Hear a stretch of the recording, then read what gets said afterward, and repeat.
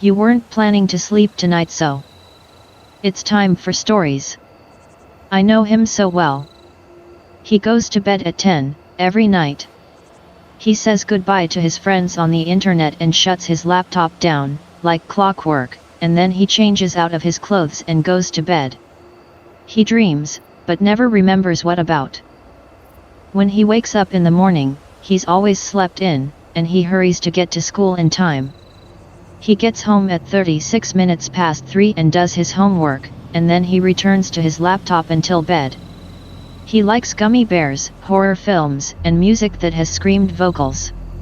He doesn't really have any friends apart from me, so he keeps some weed in his sock drawer for when the loneliness gets too much.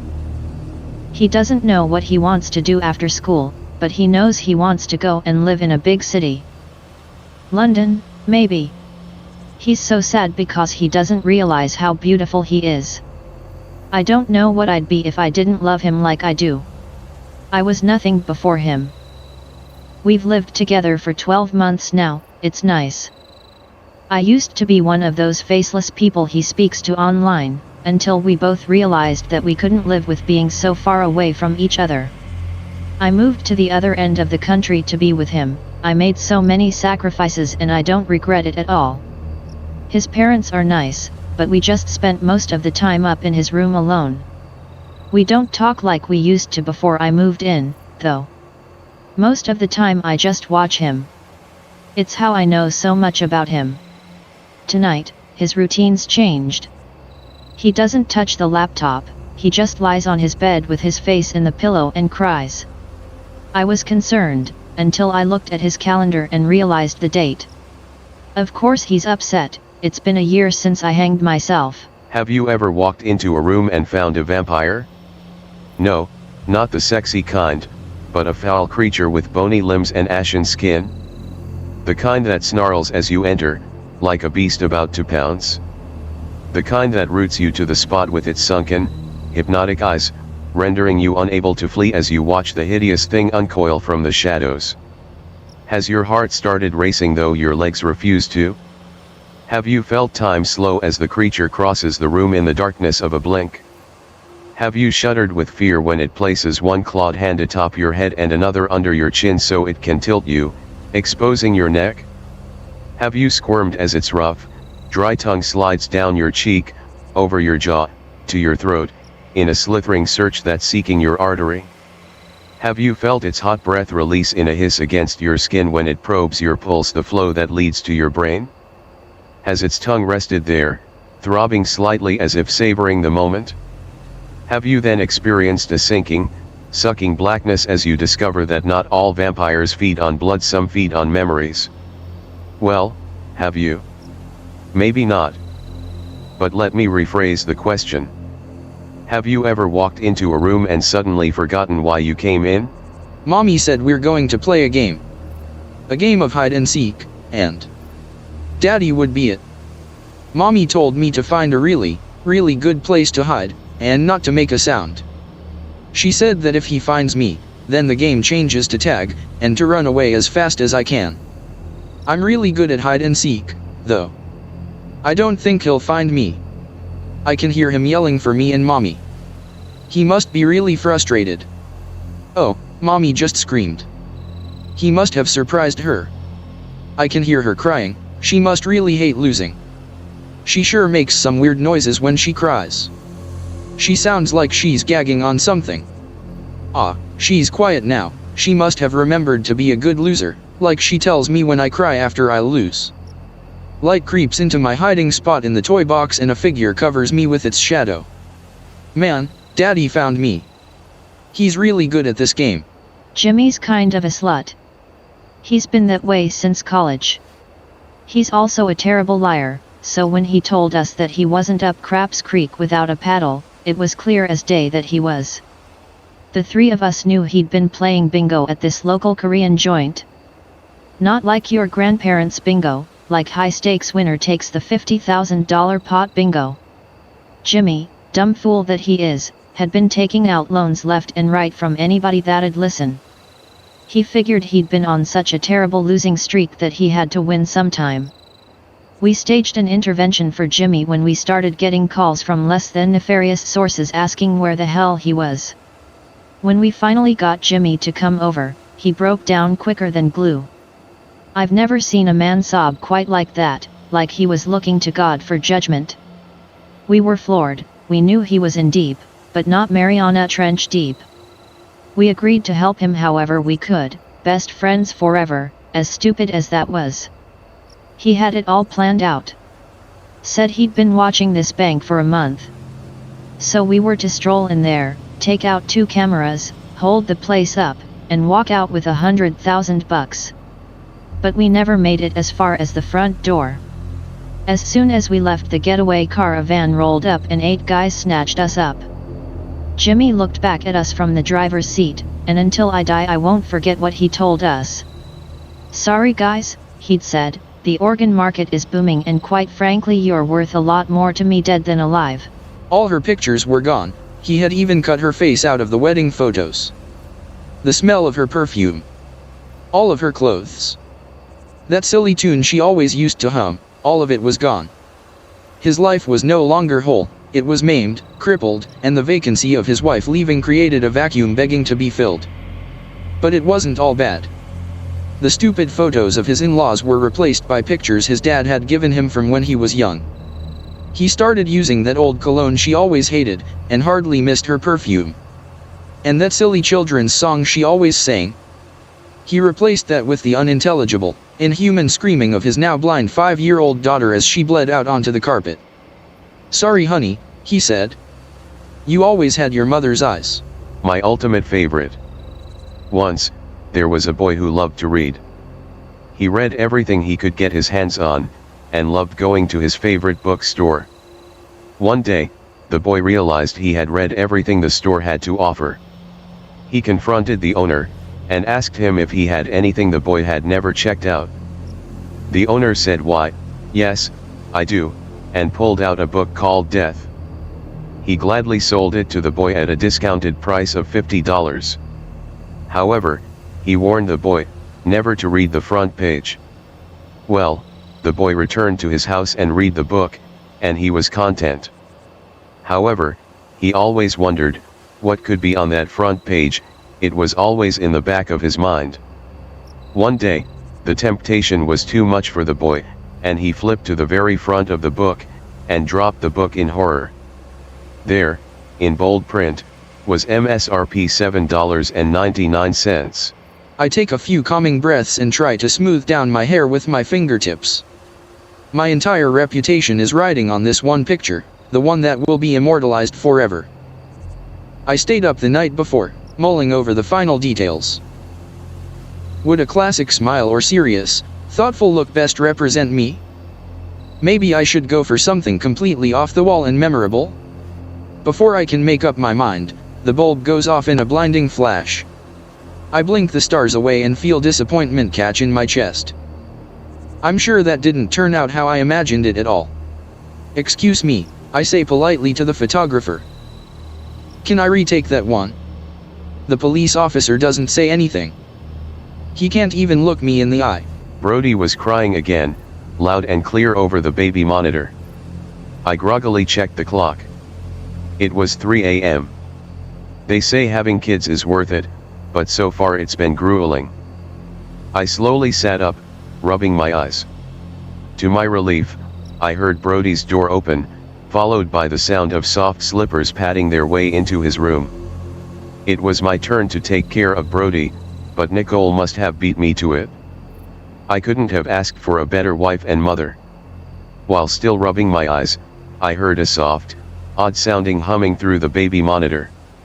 Brody almost immediately stopped crying. Thank goodness, I only had 3 hours left to sleep. I laid back down, turning over to get more comfortable. My eyes fell upon Nicole's silhouette. She was sitting straight-backed, looking down at me. Though I couldn't see her face, I'm sure it was as panicked as mine. I jumped out of bed with a start. I sped out of the room and into the hallway, followed closely behind by what sounded like Nicole raspily trying to keep up while tangled in sheets. Half naked, I rushed through Brody's doorway and flipped on the lights. Brody was being cradled softly by Nicole, anger and confusion plain on her face. Nicole's eyes drifted past me, and her face contorted with terror. The crying started again as I slowly turned around. My daughter woke me around 11:50 last night. My wife and I had picked her up from her friend Sally's birthday party, brought her home, and put her to bed. My wife went into the bedroom to read while I fell asleep watching the Braves game. "Daddy," she whispered, tugging my shirt sleeve. "Guess how old I'm going to be next month?" "I don't know, beauty," I said as I slipped on my glasses. "How old?" She smiled and held up 4 fingers. "It is 7:30 now. My wife and I have been up with her for almost 8 hours. She still refuses to tell us where she got them." Before. Always hearing some noise from the basement.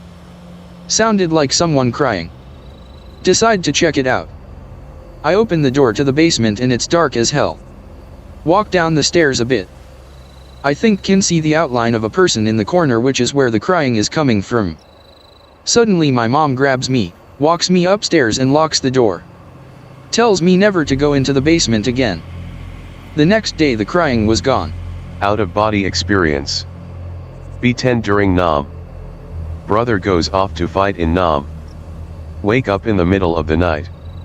All of a sudden I'm in an opening and gunshots spewing everywhere. Grenades and RPGs going off.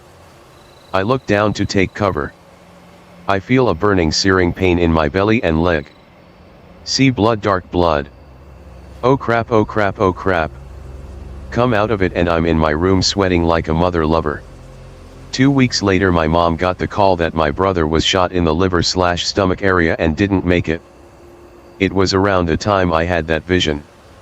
I miss him a lot. This happened 3 years ago. Used to work at a Christian preschool. One kid bit another kid. Took the little nibbler aside. Put him in 5 minutes of timeout.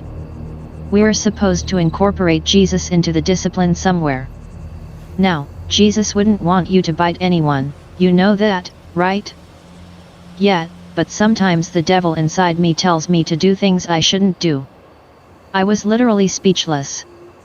The delivery and everything, it was reminiscent of a horror film. His name was, literally, Daemon. He then skipped over to the Lego station. Be me in high school. 17 at the time, 28 now. Knees are royally screwed up this day, arthritis. Stay home from school and sleep. GF wakes me up at 3:30. Panicked look on her face. Ask her what's wrong. Anon, everyone has been looking for you since lunch. Tell her I've been in bed all day. She tells me all of my friends, and staff saw me up until lunch. Dad and I go down to school to confirm home all day. Principal goes white, pops tape in VCR. Sure as hell there I am walking down the hall on several cameras. Different cameras at different times until noon. No sign of me after that. A little more detail to this, whatever that was talked directly to and even touched several of my friends. Not really a NOP but definitely a Dayfuke moment, having a family reunion at a lake. Supposed to be safe to swim in. Everyone is having a good time swimming and fishing. I get up on a little dock area. Do a running jump into the water. Big splash. So cool of me to do that. Wait. This water doesn't feel right. It doesn't look right either. It's all black and wriggling around like it is alive. It is alive. Dove into a big pile of snakes that were just under the water. Everybody takes off away from the lake as the snakes overrun the water and shore. Screaming like a bitch while whipping snakes back and forth trying to get to shore. Didn't get bit at all. Never just into water ever again. From what we were told, they were mating water moccasin. If that were true and they had attacked me, I almost certainly would have died. I have a story that I've shared multiple times, but it's been a while, so here we go. Be me. Born and raised in Sweden, Mother's family is Native American, so we moved to the USA when me and my sibling are older. Live in the ass end of nowhere, aka Michigan. Private road surrounded by forest on 3 sides, farm on the other. Ride my bike up and down the road a lot because nothing else to do. Is only a 9-year-old girl, very shy and really poor at English. Remember neighbor hollering at me a few times to stay clear of the woods. Couldn't understand a word of it back then, so I just nod and continue on. Eventually start spending an obscene amount of time out next to and in the edge of the woods, collecting rocks and crap. One day I stayed out really late. Standing next to a creek, playing with the frogs and stuff. Hear twigs cracking. Look around and see nothing but tree and leaves. Shrug it off and keep playing with the frogs. Continue to hear twigs cracking, and eventually the sound of very light talking. Start getting scared, so I hurry back to my bike and ride all the way back home. Turn around a couple times. MFW, I swear I see 2 girls standing at the edge of the woods, watching me. Got a lot of childhood experiences. B6. Visiting great-grandma in Mexico. Walking 10 meters in front of my mom. Drug addict jumps out of a door, picks me up and starts running away. Who are you? Who the hell are you? Mom calmly chases him, asking him to stop.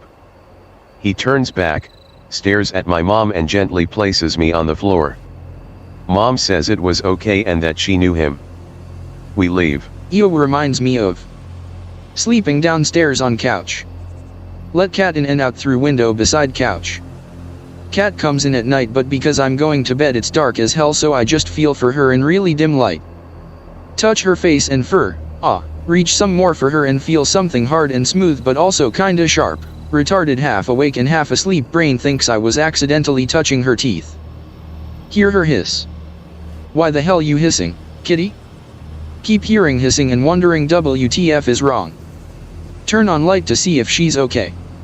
She freaking brought in a goddamn hissing scarab. Freak the hell out and almost start to cry as the bratty twerp I am. Call mom and she rolls her eyes and is indifferent like the badass boss she is. Scarab still hissing the hell. Mom gets broom and beats it to death as it hisses its dying hisses. I get super upset cause I didn't want her to kill it, I just wanted her to put it outside. Forget you, mom. Her solution to any insect in the house is kill it. Screw you, mom. Screw you, hissing scarab. Most of all, screw you, cat, for bringing that goddamn thing in the house in the first place. The hell is your problem? This is a hissing scarab. Look at this disgustingly cute mother lover. 6. In old house's hallway. Mom says I would point at a specific point at the wall and cry about how he was being to me. Apparently, when sister was young she had imaginary friend named Toby and would always say he was in the same spot I used to point. Found this out after moving out of old house. Mom lends old house to cousin. Cousin has a toddler. She says Toby misses me. Nope. Never going to that house ever again.